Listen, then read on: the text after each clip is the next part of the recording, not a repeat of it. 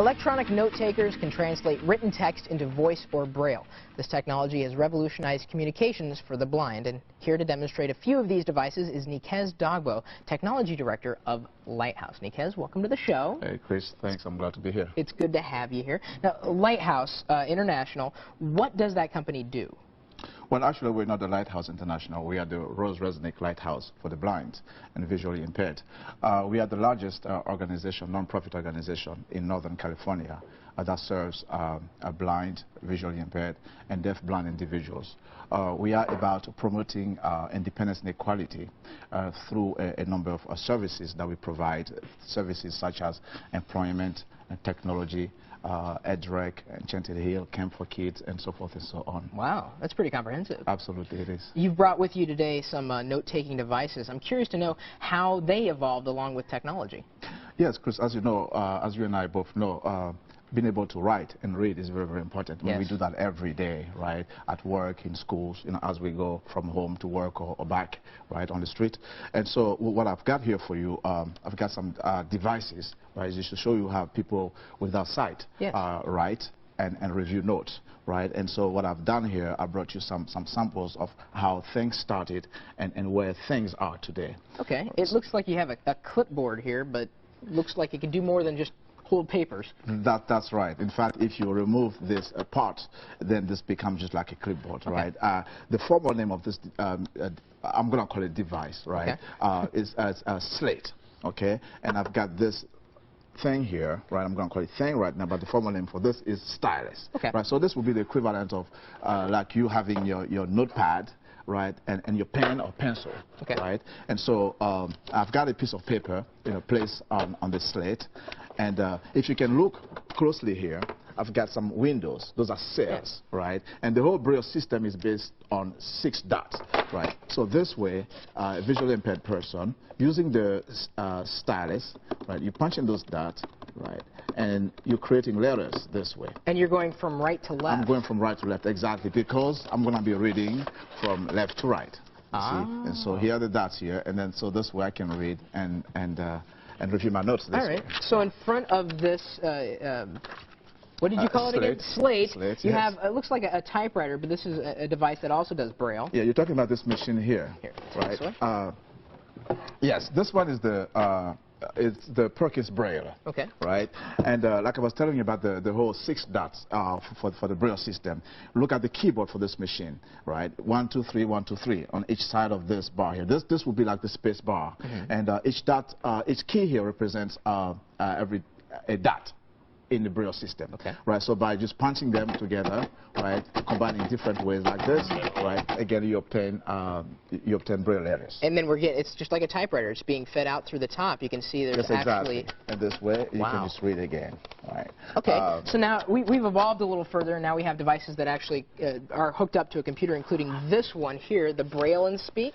Yeah, the Braille and Speak. This one is very electronic. Unlike this one, you deal with no papers here. It's completely paperless. So it's got a memory, just like your computer has memory. Okay. It's all RAM and stuff.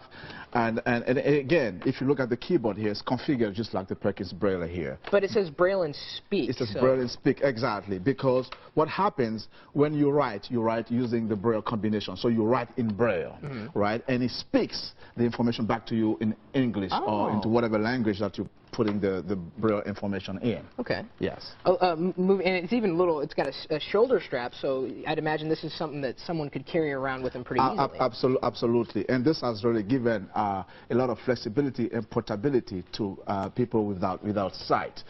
So this way, it's looking cool. You can just put it over here. Yeah. Right? You can go to school. Right. You can go to work, and on the street you can always get somebody's telephone number or somebody's name. Now this is the one I'm interested in hearing more about. This is the Braille Lite, and it's got like on the bottom Braille, but it's like a dynamic system. What does this do? Yes, the Braille Lite, again, it looks just like the Braille and Speak, right? Mm-hmm. If you look at the keyboard, but it's a little bigger. Okay. And as you just pointed out, it's got a Braille display.